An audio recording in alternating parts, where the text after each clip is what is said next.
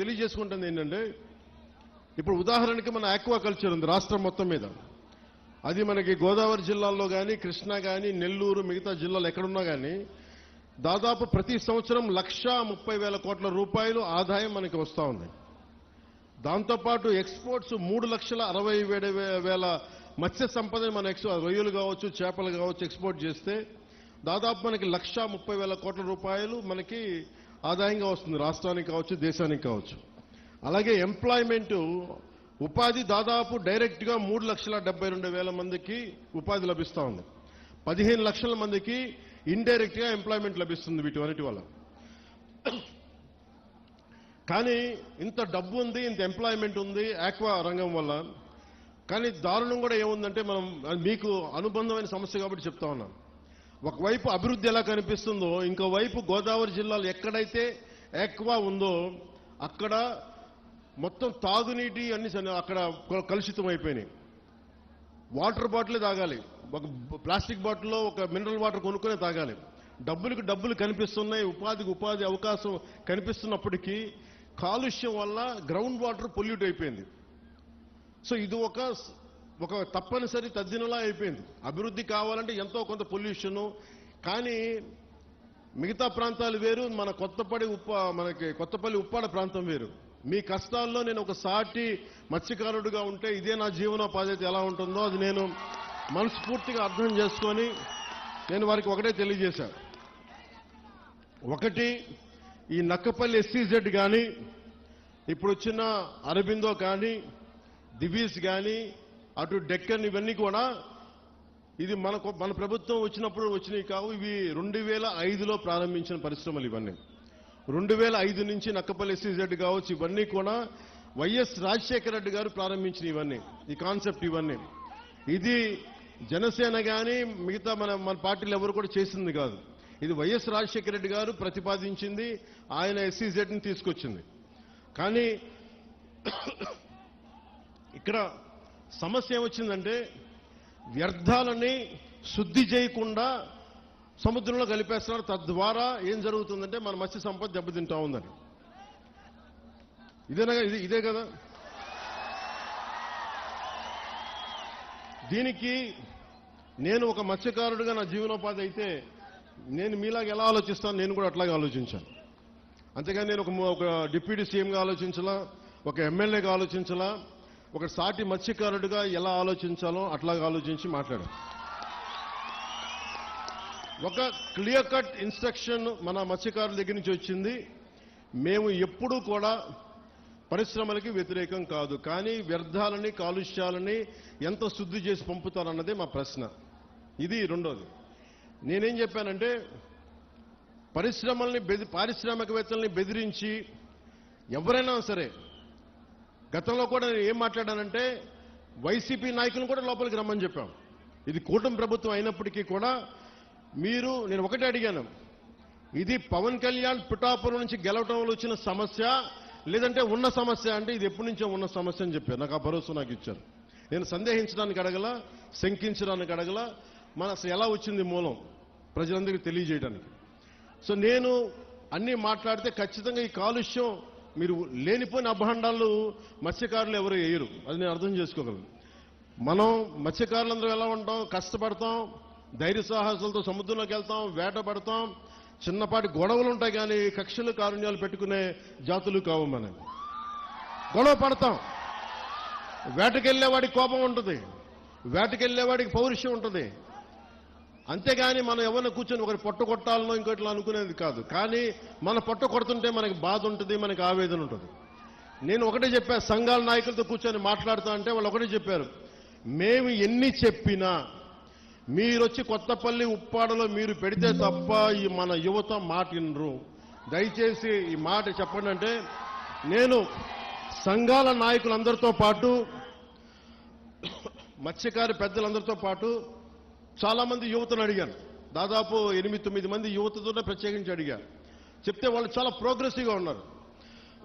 వాళ్ళు అడిగింది ఏంటంటే, ఒకటి, ఈ వ్యర్థాలని ఎలా శుద్ధి చేస్తారు, శుద్ధి చేస్తే మేము పొల్యూషన్ కంట్రోల్ బోర్డుని మేము ఎలా నమ్మాలి, వాళ్ళేమో చేయట్లేదు అన్నారంటే, దానికి నేనేం చెప్పానంటే, కలెక్టర్ గారు షణ్మోహన్ గారితో మాట్లాడి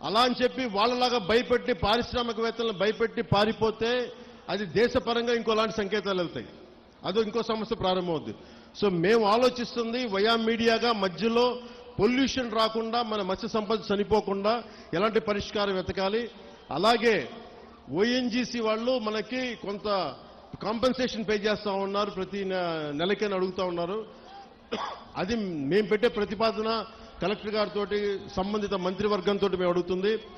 ఈ ఎక్కడైతే ఎఫెక్ట్ అవుతా ఉన్నారో వాళ్ళకి సంబంధించి ఆ పరిశ్రమలు కానీ పారిశ్రామిక యాజమాన్యంతో మాట్లాడి వాళ్ళు ఎంతవరకు చేయగలరు, ఒకళ్ళు కాంపెన్సేషన్ ఇవ్వగలరా, నెలకి ఇవ్వగలరా, లేదంటే వన్ టైం సెటిల్మెంట్ చేయగలరా, ఇవన్నీ మాట్లాడాల్సిన అవసరం ఉంది, మాట్లాడాల్సిన పరిస్థితి ఉంది.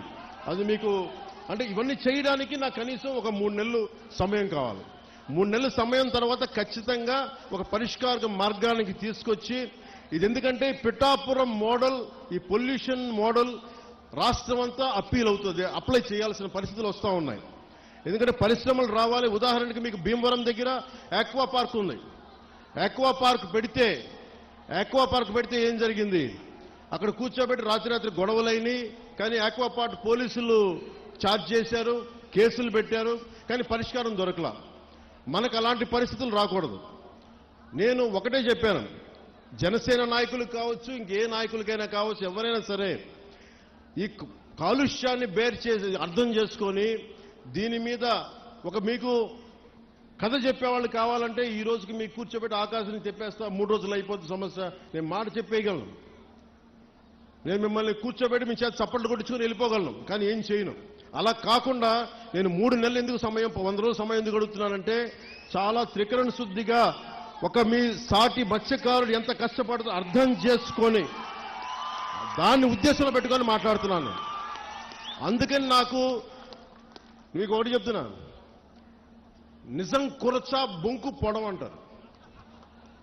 అంటే అబద్ధం చెప్పడానికి ఇంత చెప్తాం, అసలు మీకు మేమేం చేయగలం అని చెప్పట్లా. నిజం మీకు చేస్తానని చెప్తున్నా. మీకేం చెప్పా, మీకు నిలబడతానంటే నిలబడతా.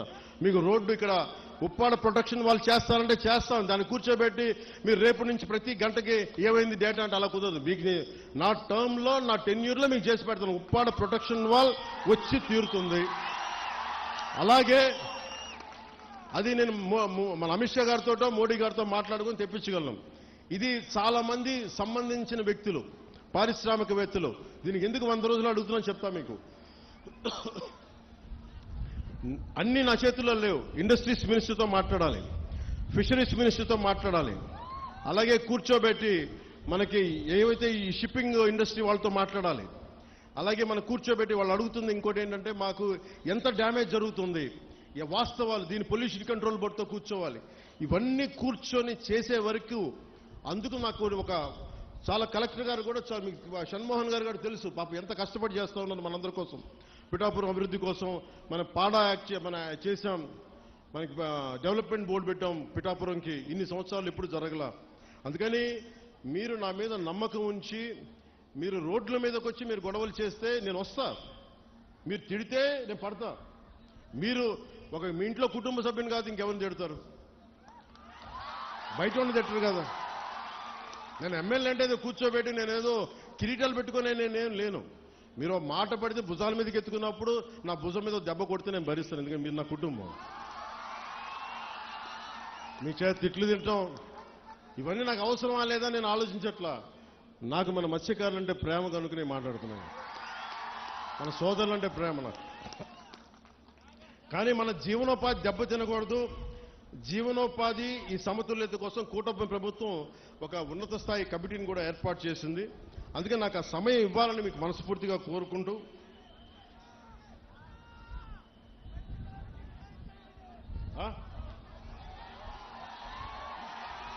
ఒక్క నిమిషం మీరు ఒక్కళ్ళే మాట్లాడండి.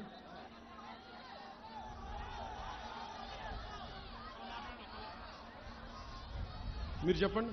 మీరే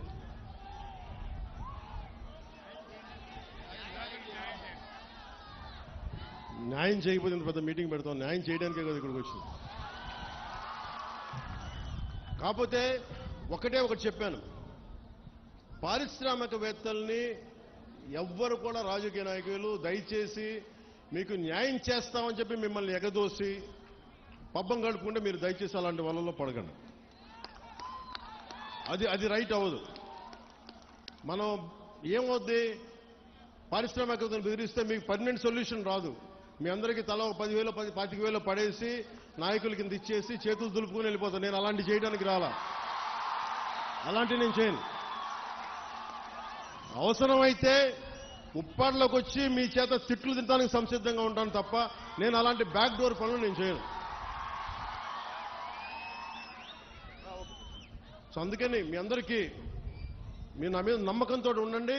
నేను మళ్ళీ 2 రోజుల తర్వాత 3 రోజుల తర్వాత కరెక్ట్గా నేను మళ్ళీ వచ్చి ఒకసారి పొల్యూషన్ నేను చూసి మీకు ప్రతి 10 రోజులకు ఒకసారి నేను మీరు ఒక కమిటీని ఏర్పాటు చేయండి. నేను అది అలాగే పరిశ్రమల్లో కూడా స్కిల్ డెవలప్మెంట్ గురించి ఒకటి మాట్లాడమని చెప్పాను. ఉపాధి అవకాశాలు ఇవన్నీ కూడా నేను మాట్లాడతాను. కాకపోతే ఇది ప్రిలిమినరీ మీటింగ్, మొదటి మీటింగ్ ఇది. నేను ఇక్కడికి వచ్చింది మీరు భయపడకండి, మీ సమస్యని సంపూర్ణంగా అర్థం చేసుకున్నాం.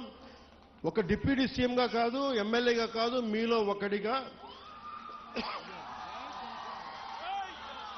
నేను ఉన్నాను అని చెప్పడానికి వచ్చాను ఇక్కడికి.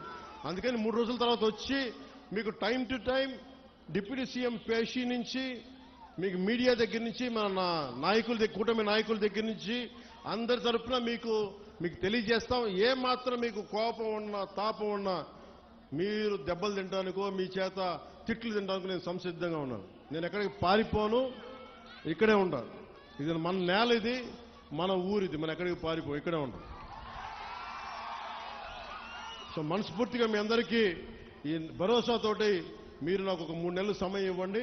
మళ్ళీ 10 రోజులు, ఇంకొక 2-3 రోజుల తర్వాత మళ్ళీ వచ్చి మొత్తం తిరుగుతాను తెలియజేసుకుంటూ సెలవు తీసుకున్నాను. జై జనసేన, జై హింద్.